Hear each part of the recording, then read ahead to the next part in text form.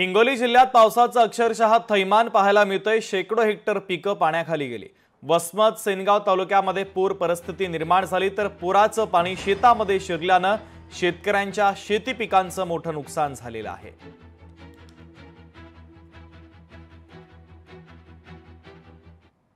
हिंगोली जिल्ह्यामध्ये मागील 15 दिवसाच्या प्रतिष्ठेनंतर काल जे आहे ते मुसळधार पावसाने हजेरी लावली। कालपासून हिंगोली जिल्ह्यातील सेनगाव तालुका असो, वसमत तालुका असो, अनेक भागामध्ये मुसळधार पाऊस पडतो। या पावसामुळे अनेक पूरग्रस्त निर्माण झाल्यामुळे अनेक शेतकऱ्यांच्या पिकांचं मोठं नुकसान झालं आहे। सध्या हिंगोलीच्या बघू शकता की जे वसमत तालुक्यातील बोरी सावंत या परिसरामध्ये बघू शकता की संपूर्ण पिके जे आहेत ते पाण्याखाली गेलेले आहेत आणि हीच परिस्थिती याच गावातील नाही तर अनेक गावामध्ये अशा प्रकारे जे आहे ते शेतकऱ्यांच्या शेतामध्ये पाणी साचले। संपूर्ण शेतांना जे आहे ते असं तळ्याचं स्वरूप प्राप्त झालेलं आहे। आपल्यासोबत शेतकरी आपण त्यांच्याकडून जाणून घेऊयात कशा प्रकारे नुकसान झाले। तर मला सांगा, कसं पूर आला होता, कसं नुकसान झालेलं आहे? प्रचंड पाऊस झाला।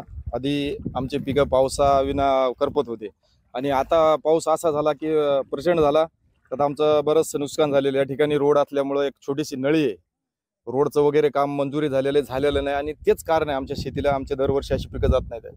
आणि अपेक्षा होती की लवकरात लवकर, पण 2 वर्ष झाले लोकप्रतिनिधी उद्घाटन केलेले, त्याचं पाणी तुंबून आज पिकाची अशी अवस्था झालेली की आम्ही मागायचं कोणाला आणि सांगायचं कोणाला।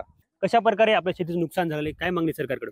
सरकारकडे एकच मागणी आहे की तात्काळ पंचनामे करावं, जी झाली आहे त्याची मदत करावायची। आपण जर बघितलं की तात्काळ या नुकसान झालेल्या शेतीचे शासनाने पंचनामे करावे आणि शेतकऱ्यांना लवकरात लवकर नुकसान भरपाई द्यावी, अशी मागणी आता शेतकऱ्यांतून आहे। कॅमेरामन राजेश सोबत गजानन वाणी, लोकशाही मराठी, हिंगोली।